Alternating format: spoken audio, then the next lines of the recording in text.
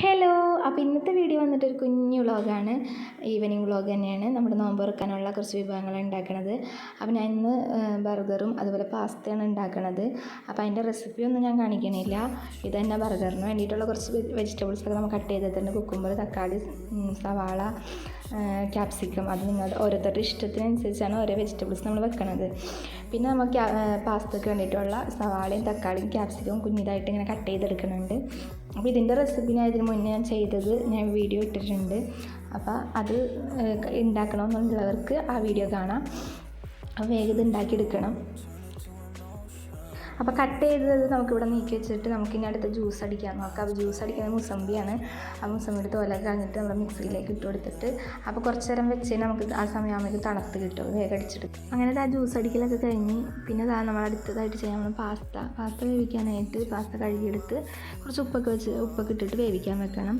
അതിൻ്റെ ഇടയിൽ ബർഗറിൻ്റെ ബണ്ണെടുത്ത് അപ്പോൾ അതിലുണ്ടായ ആ എള്ളൊക്കെ താഴെ വീണ് അതൊരു പണിയായി. അതൊക്കെ തുടച്ചെടുത്ത് അപ്പോൾ ഇനി ബർഗറിൻ്റെ ബണ്ണൊന്ന് ജസ്റ്റ് ഒന്ന് ചൂടാക്കിയെടുക്കാം. അതിന് വേണ്ടിയിട്ട് നമുക്കൊരു ഫ്രൈ പാൻ വെച്ച് കൊടുത്തിട്ട് രണ്ട് ഭാഗവും നല്ലപോലെ ഒന്ന് ചൂടാക്കിയെടുക്കണം. അത് കഴിഞ്ഞ് നമ്മൾ അതിൻ്റെ ഉള്ളിൽ എല്ലാ ഫില്ലിങ്ങും വെച്ചതിന് ശേഷം ചൂടാക്കിയെടുക്കണം. ഇതൊന്ന് ജസ്റ്റ് ഒന്ന് അതിന് മുന്നേ ഒന്ന് ചൂടാക്കിയെടുക്കുക.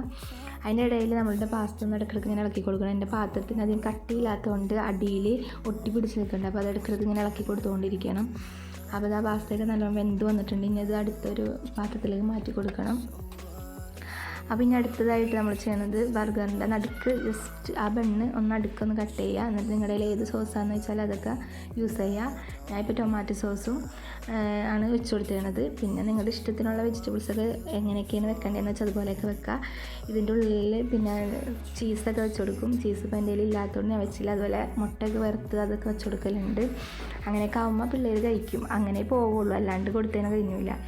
പിന്നെ ഇപ്പം ഞാൻ വെച്ച് കൊടുത്തത് ബർഗറിൻ്റെ പാറ്റിയാണ് വെച്ച് കൊടുത്തത്. അതും വെച്ച് കൊടുത്ത് ഒരു ടൂപ്പിക്ക് ഉണ്ടെങ്കിൽ അതിങ്ങനെ കുത്തി കൊടുക്കുക. അതുണ്ടെങ്കിൽ നമ്മളിങ്ങനെ വെച്ചത് അതുപോലെ തന്നെ നിന്നോളൂ, അല്ലെങ്കിൽ ഇങ്ങനെ തുറന്ന് വരാനൊക്കെ ചാൻസ് ഉണ്ട്. ഇനി നമുക്കിത് ചൂടാക്കി എടുക്കേണ്ടത് ആ സമയം ചൂടാക്കിയാൽ ബർഗർ. ആ സമയം കൊണ്ട് നമുക്ക് പാസ്ത റെഡിയാക്കി എടുക്കുക.